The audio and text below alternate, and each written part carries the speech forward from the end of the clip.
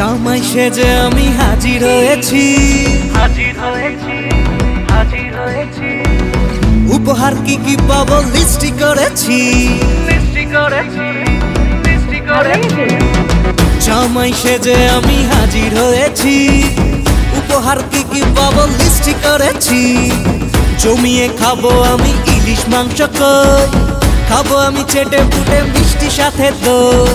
Corona বেশি সামান দেখাবো আমার কামাল, ষষ্ঠীর জামাই আমি জামাই আমি সবার সাথে ফিট, বলবে সবাই ছকবাজিতে জামাই 420।